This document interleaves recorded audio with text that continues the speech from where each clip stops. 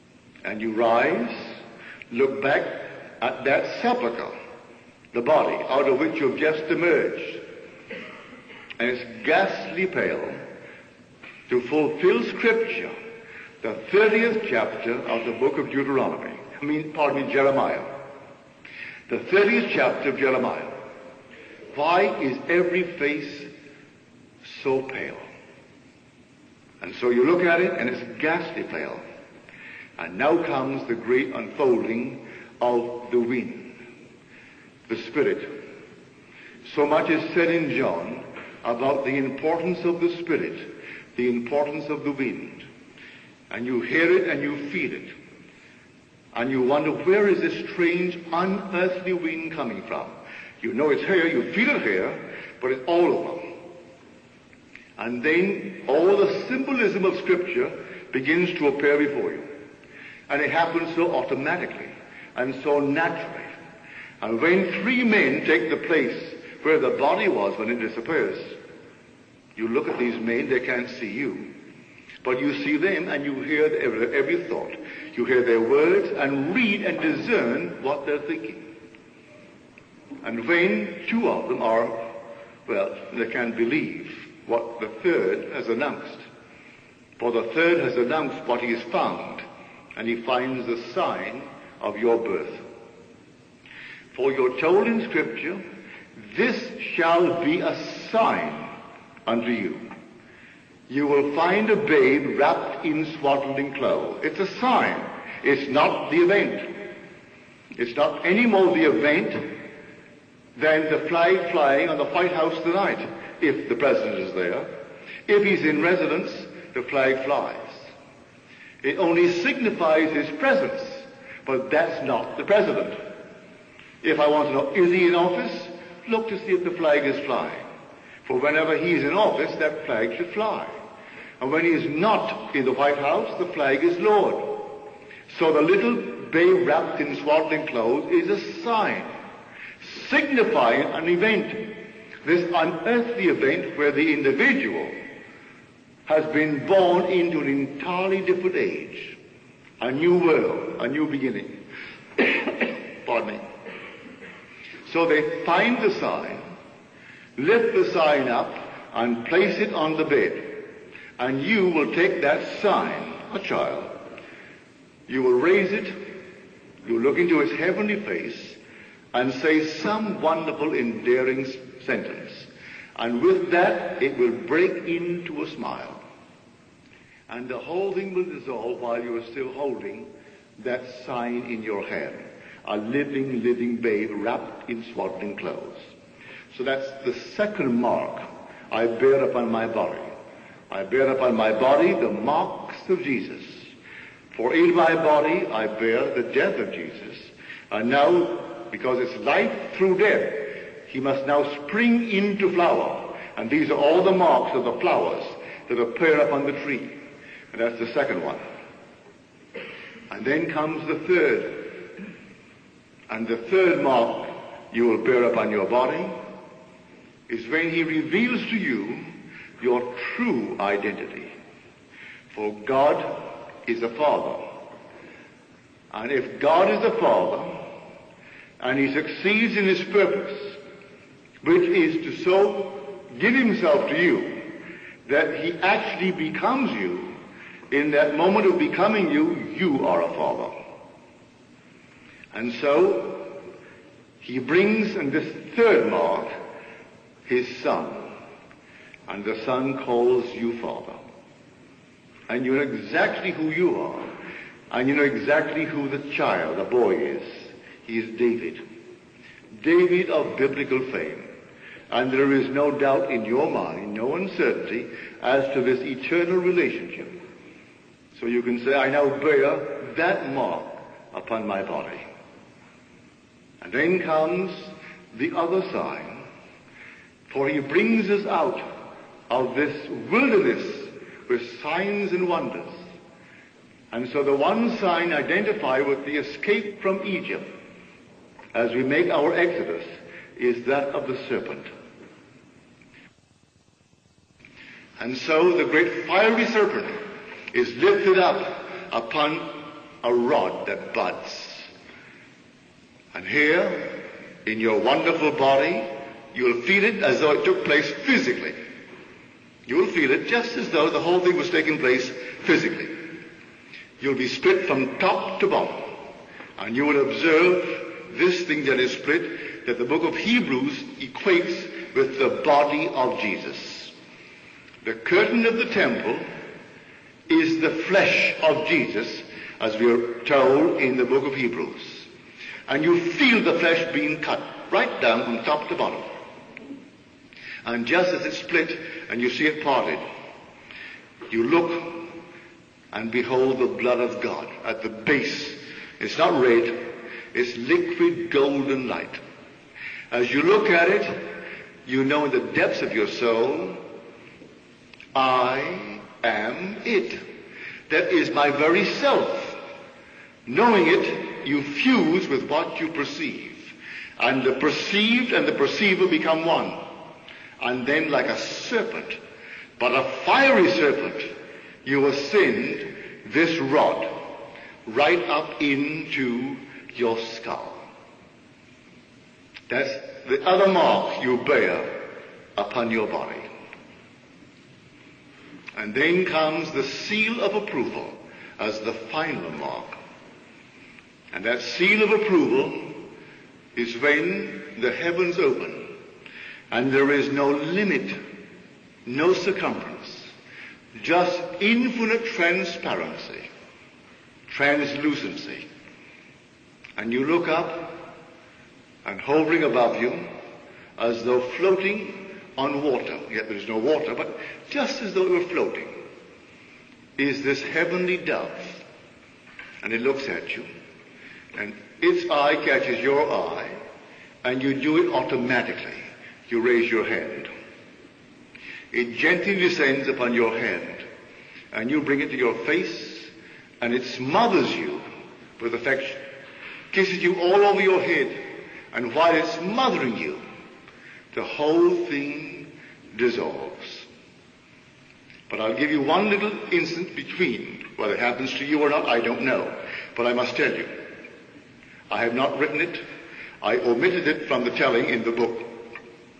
A woman was on my side, and the woman said to me, he loves you. Well, it was so obvious that he loved me, smothering me with kisses. So he loves you. Then she said to me, you know, they avoid man. Man gives off the most offensive odor. And to avoid the odor, they avoid man. But he so loved you, he penetrated the ring of offense and came down to demonstrate his love for you. So this, seen from on high, is not only a world of violence, but a world of death, a world of decay, a world that gives off the most horrible odor. But the Holy Spirit symbolizes the dove, showing his infinite mercy, penetrates this horror called the odor of man, which is his violence, and comes down upon the one that at that moment he has selected and sealed and approved. Everyone will have it, but everyone. I didn't put that in the little pamphlet for reasons. I do not know if it's the experience of everyone.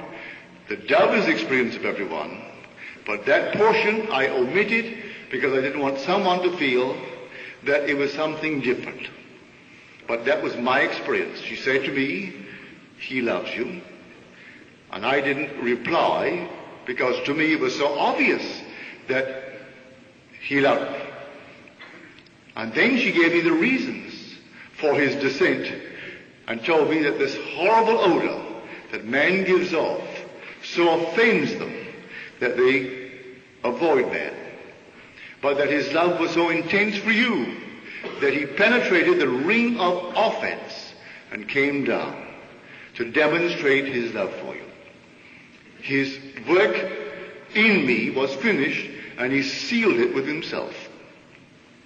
So this is our story concerning the marks of Jesus. So heretofore, said he, or henceforth, let no one trouble me, for I bear on my body the marks of Jesus.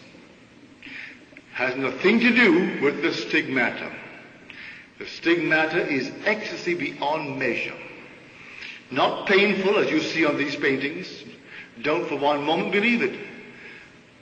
Last year in the Metropolitan in New York City, here was one at a fantastic price, and they had the 6-point on the left side. Well, that was not my experience. It was on the right side. But these points came simultaneously. He didn't puncture this and then that and then my feet singly and then my head. All came together. I was sucked into this body by these 6 whirling vortices. And I can't describe the sheer ecstasy of that nailing on this body. When God made his decision to take what he had created and make it alive and give himself to it, so there are not 2 of us, just one, and I am he. That's the story. So this wonderful vision, or experience, I would say, of Paul, will be the experience of every child born of woman. No one will fail for the very simple reason you aren't doing it. He who began a good work in you will bring it to completion at the day of Jesus Christ. He began it in us, and he completes it. And so no one does it. It's being done on man. If it seems a trying time, all right. Do not dwell upon the tragedy. Dwell upon the glory.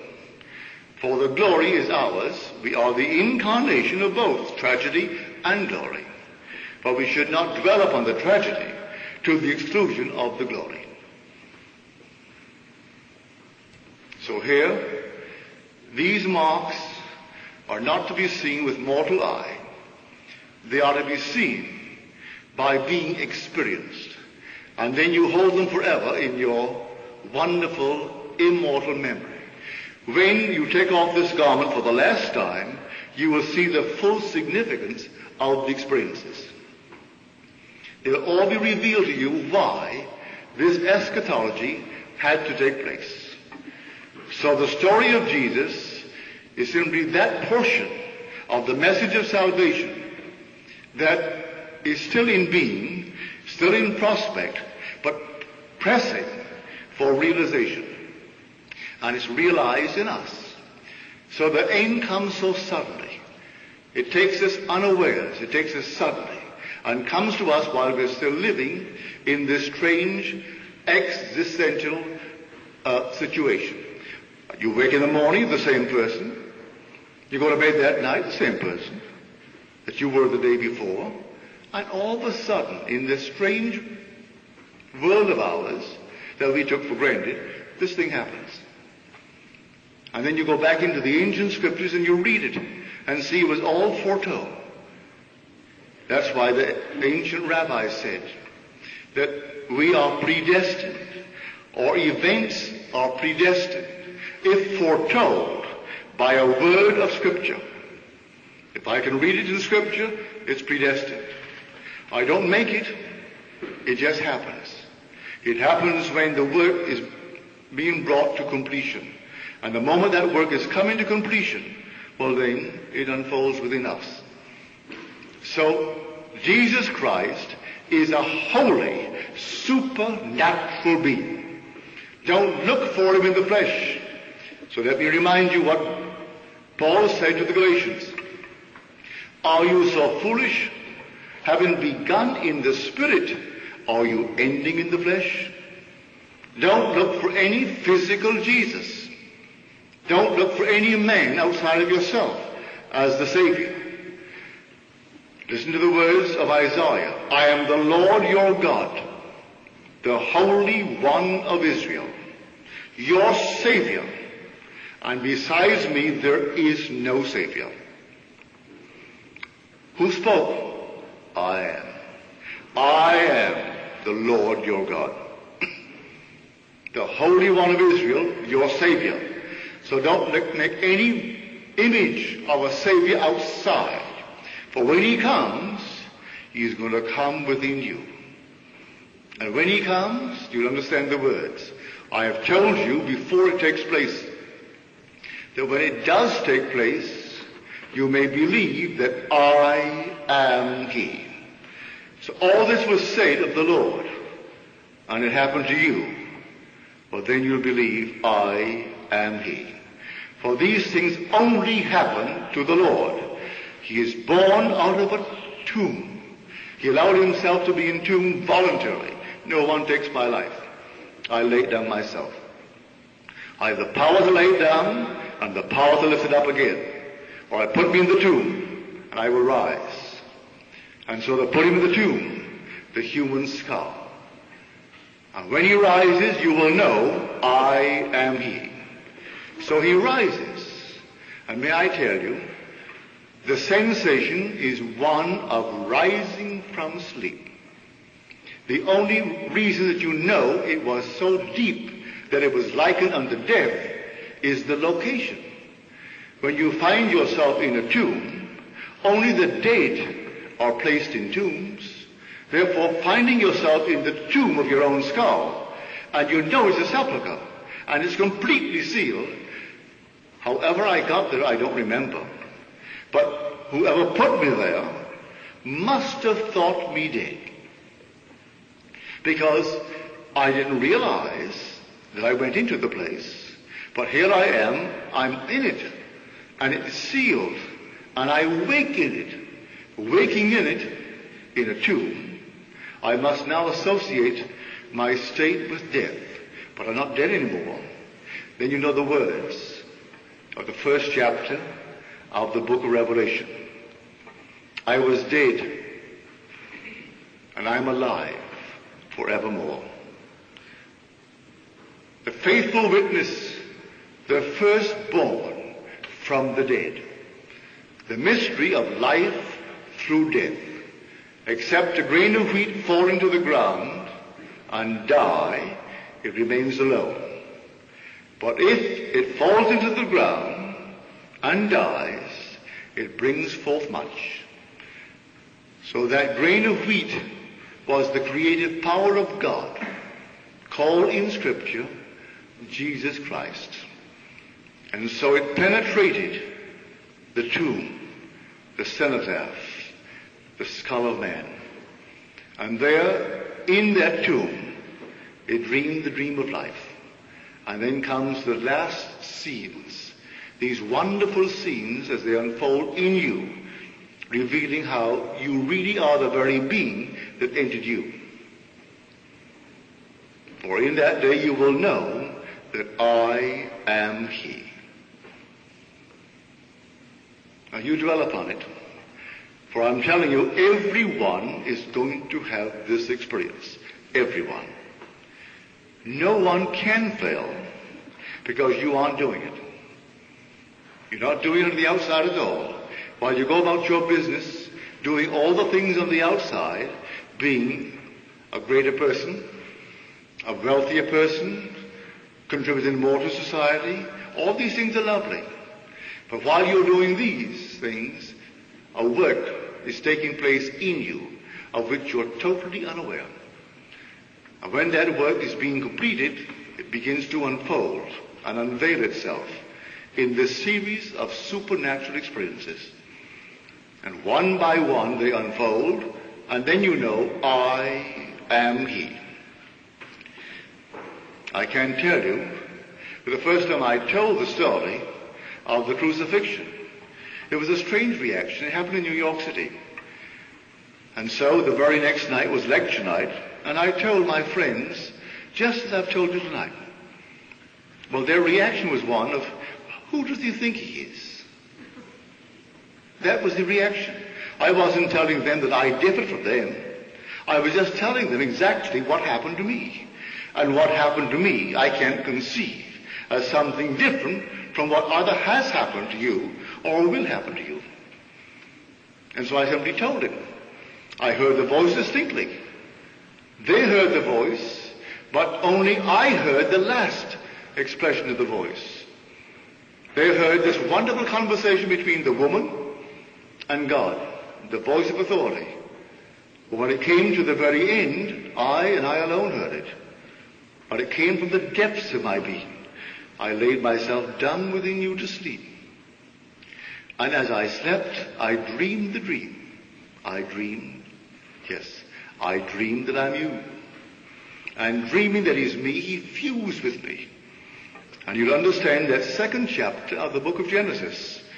And the Lord God caused a profound sleep to fall upon man. And he slept. There's not a word said in Scripture where he was ever awakened. He awakes only when God in him awakes.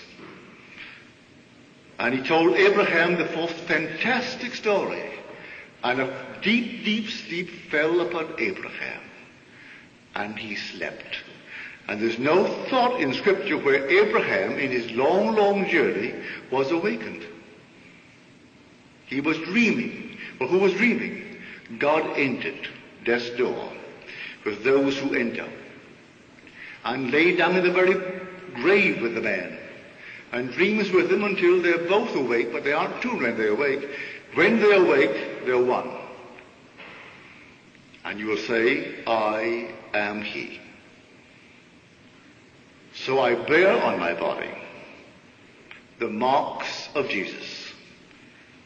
You can take this little body here and cut it up, you won't find one mark. Open up the skull, you'll find nothing in there that looks like a tomb. And yet, in my body, I'm speaking now of my supernatural body, the eternal body, the immortal body.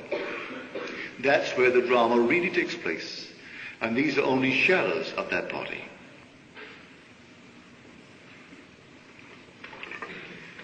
Now, are there any questions, please? What is the meaning of I am? Where are you? What is the meaning of I am, that I am? THAT. It's a very good question. What does it mean, I am that I am?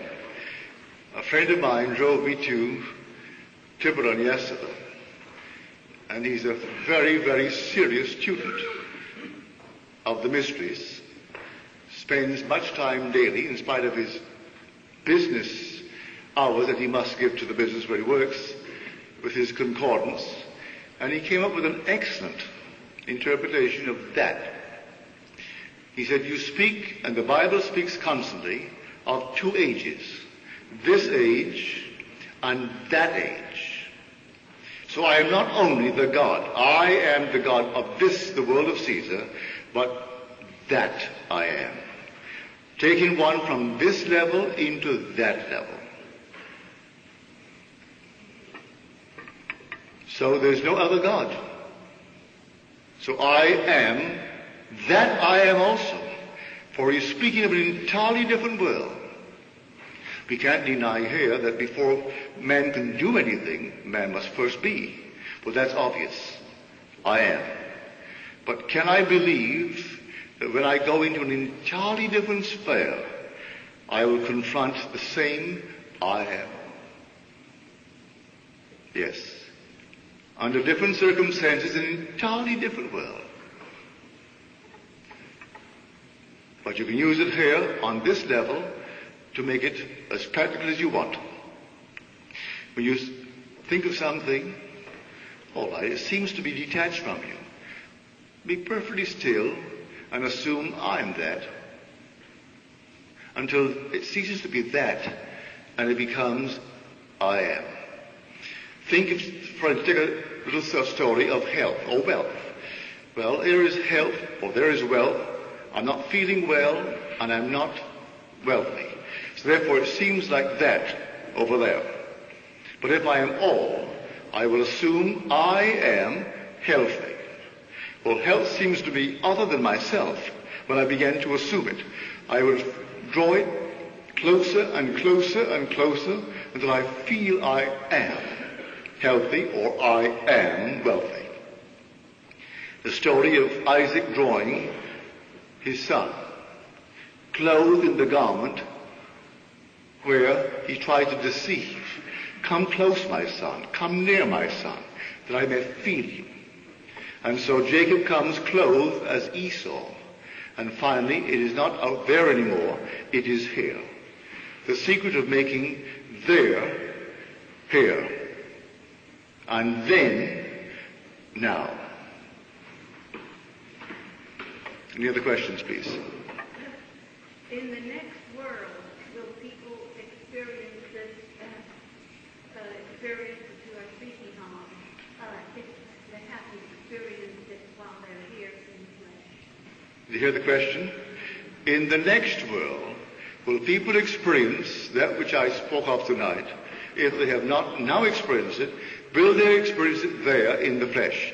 My dear, the so-called next world is just as solidly real and flesh-like as this world. You're going to find the surprise of your life